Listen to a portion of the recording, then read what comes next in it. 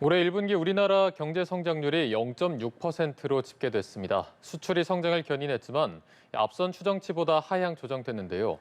관련 내용 박연미 경제평론가와 함께 살펴보도록 하겠습니다. 안녕하십니까? 안녕하세요. 네. 자, 1분기 우리나라 경제 성장률 0.6%로 집계가 됐습니다. 네. 당초 추정치가 0.7%였는데 하향 조정이 됐습니다. 좀 어떻게 진단하고 계십니까? 4월에 속보치가 먼저 나왔고요. 이번에는 확정치가 나온 건데 한국은행이 GDP 통계를 낼 때 일단 그 시점까지 나온 자료를 취합해서 대략 이 정도 될 것이다 먼저 제시를 하고요. 차후에 숫자를 보정하는 과정에서 3월 달까지의 자료를 모두 총합을 해보니 0.1%포인트가 줄었다 이런 얘기가 됩니다. 그래서 0.6% 성장이라는 게 성에 차지는 않습니다만 일단 시계열로 먼저 말씀을 드리면 네. 2020년 3분기부터 봤을 때 우리가 7분기 연속으로 전분기 대비 플러스 성장을 한 상황은 맞거든요. 그런데 지금 우리가 가장 걱정하는 건 잠시 후에 보다 자세히 말씀드리겠습니다만 간밤에 세계은행에서 나왔던 그런 소식들처럼 물가는 올라가고 성장세는 주춤한 스태그플레이션의 초입에 접어드는 거 아니냐 해서 1분기의 성장률이 우리가 1월과 2월 자료를 가지고 추정했던 것보다 좀 적게 나왔다라고 하면 2분기 이후의 상황이 녹록지 않을 때 보통 2분기 연속으로 숫자가 좀 좋지 않다, 전분기보다 줄어든다라고 하면 스태그플레이션 가능성이 높다고 보는데 그렇게 되는 것 아니냐 때문에 이 숫자가 오늘 굉장히 조명을 받고 있는 그런 상황입니다. 네.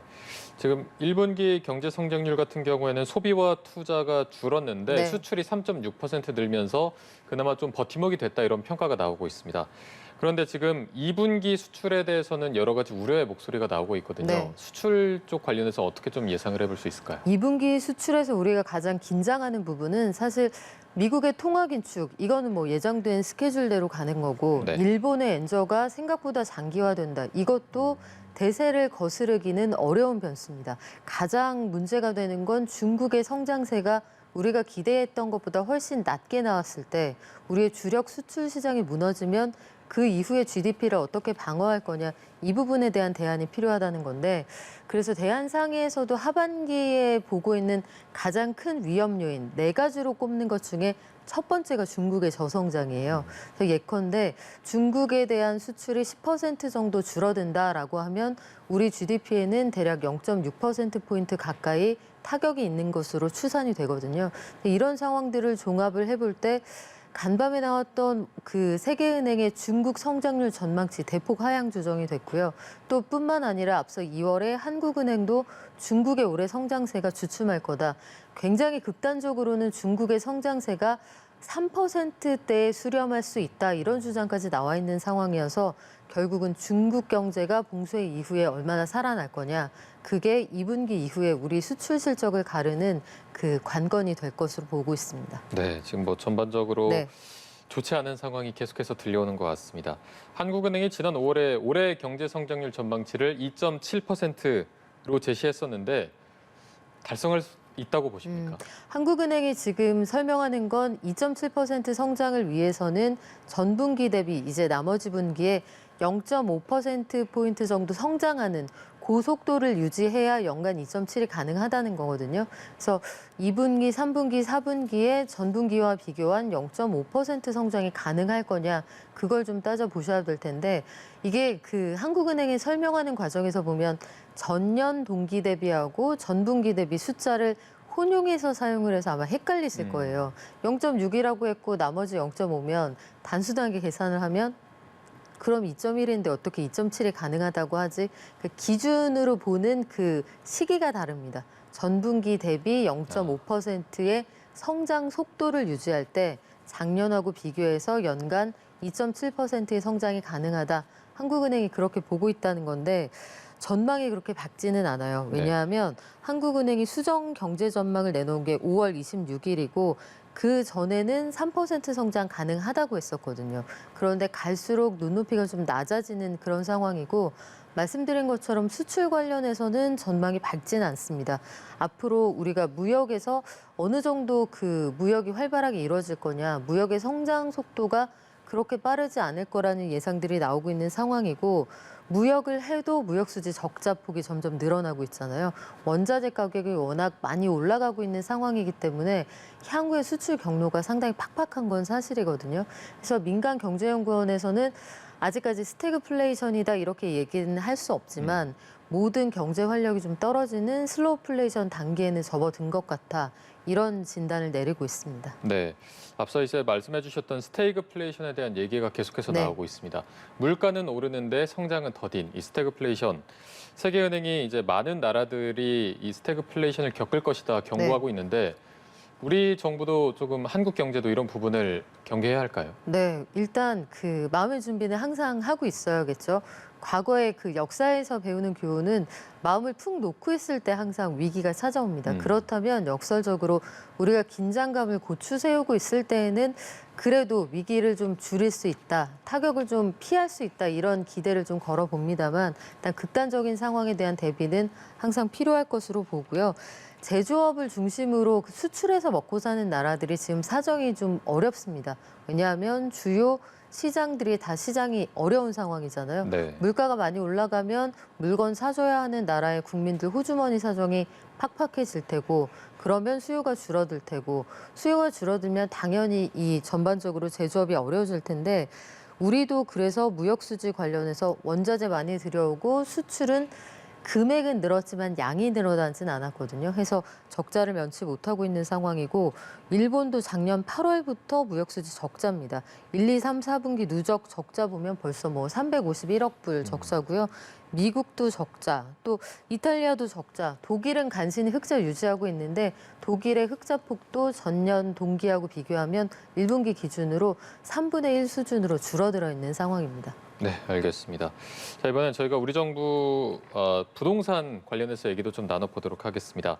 정부가 주택 250만 호 공급 목표를 달성하기 위해서 주택 인허가 절차와 기간을 대폭 단축하는 이 통합심의 대상을 네. 민간 사업으로도 확대하기로 했습니다. 실제 실효성이 있을 거라고 보십니까? 만약에 이렇게 된다라고 하면은 공급 속도가 빨라지는 건 충분히 예상해 볼 수가 있는데요. 통합 심의 제도라는 건 주택 인허가 과정에서 따로따로 별건으로 심사 받아야 되는 걸 하나의 패키지로 묶어서 한 번에 해줄 건지 말 건지 결정을 해준다 이런 얘기예요. 네. 그러면 건별로 건축 심사 받고 영향 평가 받고 해야 되는 것들의 시간을 훨씬 단축시킬 수가 있지 않겠습니까? 그러면 사업비도 좀 줄어들 테고 공사 실제로 착공해서 분양하는 일정까지도 전반적으로 줄어들 수 있을 테니까 공급 측면에서 도움이 될 겁니다. 이걸 8월 공급 대책에 넣겠다. 이게 새 정부의 공급 대책인 건데 종전에는 이런 제도를 공공주택, 공공성을 가진 곳에만 한정해서 제도가 운영될 수 있도록 했지만 앞으로는 민간 사업자에게도 허락한다는 거고요. 이게 그래서 국토부가 하반기에 의원 입법을 통해서 법령 개정이 좀 필요한 사안이라 토지 및 주택 환경 정비법을 개정해서 이 제도를 민간으로 널리 시행할 수 있게 하겠다. 이걸 통해서 기대하는 그 기대 효과는 인허가 기간이 뭐 8달 걸리던 게 2달로 줄어들 수 있다. 이런 전망까지 내놓는데 그거는 다소 좀 과장된 추산일 수 있을 것 같고요.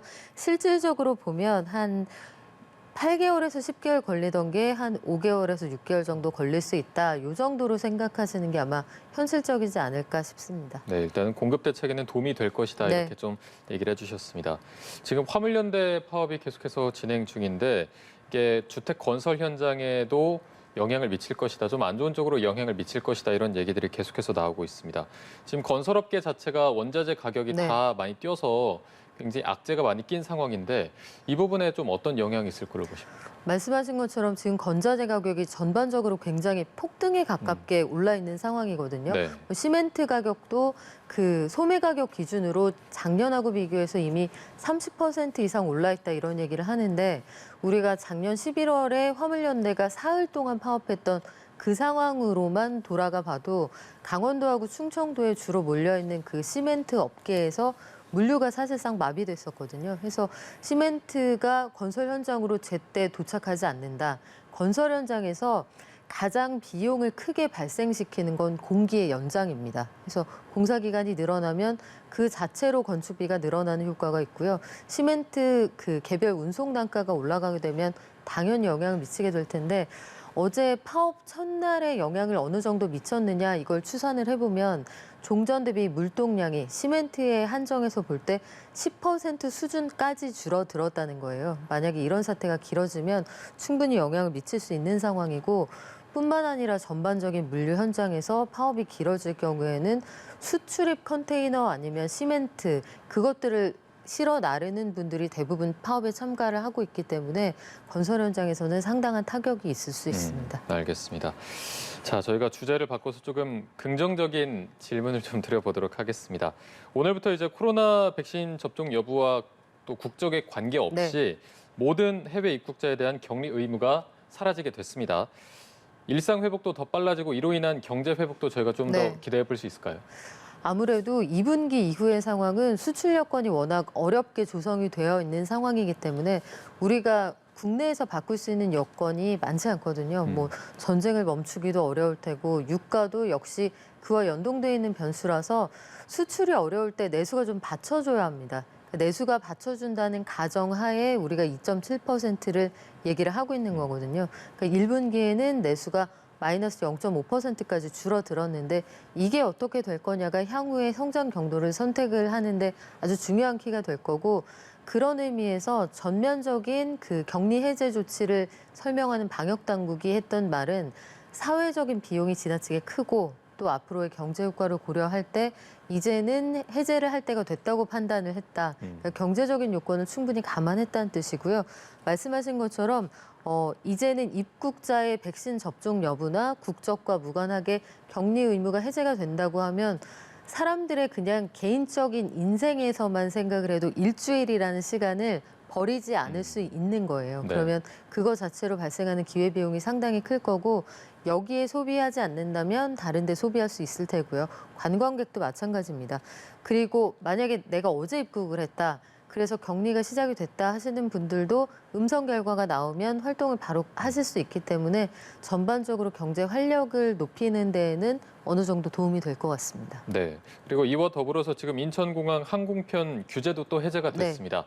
이런 해제 효과는 저희가 언제부터 체감을 할 수 있는 건지 어떻게 보십니까? 지금 당국에서 전망하기로는 대략 한 2주 정도 시차를 두고 체감을 할 수 있을 거다. 그러면 오늘 8일이니까 12일에서 14일 정도가 걸릴 거라고 보거든요. 20일 이후에는 아마 이런 것들이 정말 체감하는 그 내수의 효과로 좀 느껴질 거다라고 얘기를 하는데 항공업계도 부지런하게 준비를 하고 있습니다. 그동안 경납고에 들어가 있던 비행기 꺼내서 우리 지금 닫고 있다 이런 얘기를 하더라고요. 그리고 그동안 물동량이 굉장히 줄어들고 여객도 줄어들어서 운항하지 않았던 비행기들은 뭐 안전장치 이런 것들 점검하는 시간이 필요하고 수출 물동량을 실어 날랐던 그런 비행기들은 의자를 다시 갖다 놓고 재정비하고 이런 과정들이 아마 한 2주 안에 분주하게 이뤄질 것으로 보입니다. 네, 알겠습니다. 저희가 좀 경제 활력을 기대해 보도록 하겠습니다. 지금까지 박연미 경제평론가와 함께 경제 상황 살펴봤습니다. 오늘 고맙습니다.